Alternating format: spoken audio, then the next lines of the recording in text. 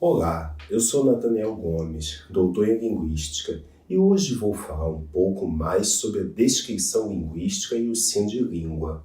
Preparados? Os estudos de língua e linguagem são marcados pela heterogeneidade. Vejamos, Ferdinand de Saussure é considerado o pai da linguística por definir, dentro dos parâmetros formalistas da ciência, o objeto desse saber, ou seja, a língua. Para ele, a língua é um contrato estabelecido entre diversos membros de uma comunidade e todos, de um modo implícito, acatam esse contrato, sendo que cada indivíduo possui em seu cérebro todo um acervo, como um dicionário, de modo aproximadamente análogo aos demais membros dessa comunidade. Assim torna-se possível a comunicação, isto é, todos podem se comunicar e compreender uns aos outros por meio desse acervo, mais ou menos cristalizado e comum a todos. Se pudéssemos tomar todos esses dicionários depositados na mente de cada indivíduo e juntá-los, teríamos a língua em sua totalidade. Logo, a língua é psíquica, incorpórea e composta por unidades mínimas significativas, que unidas assumem uma determinada forma. Essas unidades são os chamados signos linguísticos, cuja formação se dá pela junção de uma imagem acústica, um significante, e um conceito significado. Outro modelo proposto é de Noam Chomsky, linguista norte-americano e fundador da gramática gerativa. Para ele, a teoria linguística tem como objeto um falante-ouvinte ideal, situado numa comunidade linguística completamente homogênea, que conhece a sua língua perfeitamente. Assim, o enfoque de Chomsky recai sobre o falante-ouvinte de uma sociedade. Seus estudos se voltam para a estrutura profunda, ou seja, a realidade mental subjacente do falante-ouvinte.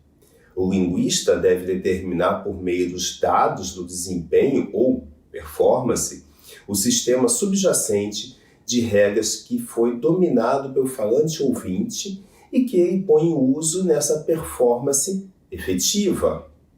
Sendo assim, na visão chomskiana, é preciso construir teorias que expliquem esse sistema subjacente e como ele é ativado. O conhecimento que o falante possui de uma língua denomina-se competência, ao passo que o desempenho é o uso efetivo da língua em situações reais. Por outro lado, Labov foge da concepção de língua sistêmica e adentra no campo da exterioridade, da relação da língua-linguagem com o falante e a vida social. Para ele, é natural que os dados elementares para qualquer forma linguística, seja a língua como ela é usada por falantes que se comunicam no cotidiano, por exemplo, ele assinala que esse não é o enfoque dado à língua pela linguística, sendo necessário considerar seu aspecto social. Ora, apesar de muitos linguistas partirem da noção da langue, ou seja, da língua, no conceito saussuriano, eles não levam em consideração de modo algum a vida social. Um problema que gera inquietude e norteia os estudos de Labov. Para ele, o social, na concepção da língua saussuriana, tem sido compreendido como multi-individual.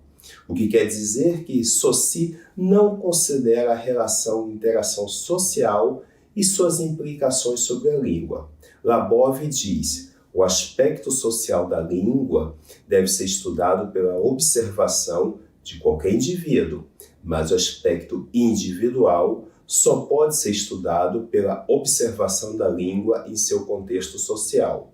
Sendo assim, Labov sugere a necessidade de se abordar a língua com base social, mais abrangente, levando em consideração que ela é um instrumento de comunicação usado pela comunidade de fala.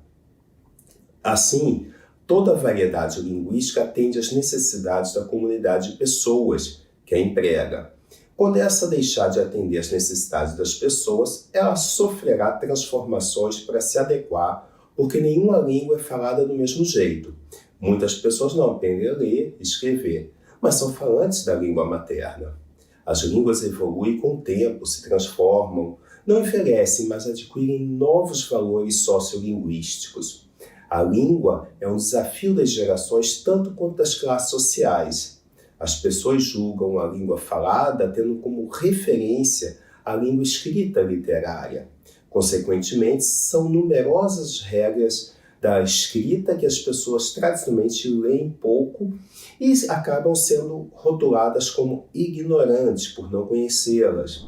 Nem mesmo a prática de ensino indicada em vários livros didáticos e inclusive nos documentos oficiais é aplicada por existir um desconhecimento do uso da linguagem. O português falado no Brasil apresenta diversas variedades linguísticas, resultado das diferenças sociais materializadas na língua por meio da história e da imensa área que o país ocupa geograficamente. Os falantes são corrigidos como se a língua que falam e escrevessem não fosse a mesma, e a escola não leva em conta que a aprendizagem linguística acontece por meio de relações humanas. Para Marcos Banho, a variação linguística tem que ser objeto e objetivo do ensino da língua. Uma educação linguística voltada para a construção da cidadania numa sociedade verdadeiramente democrática não pode se considerar que os modos de falar dos diferentes grupos sociais constituem elementos fundamentais da identidade cultural da comunidade e dos indivíduos particulares, e que denegrir ou condenar os seres humanos que a falam como se fossem incapazes, deficientes ou menos inteligentes é um erro, é um problema. Resumindo, existem diversas abordagens na linguística enquanto ciência, que avança cada vez mais. A linguística, em especial a sociolinguística, mostra que a escola desconhece a realidade linguística do aluno. Bom, pessoal, por hoje é só. Espero que esse conteúdo tenha agregado bastante ao seu aprendizado. Não deixe de estudar. Até a próxima.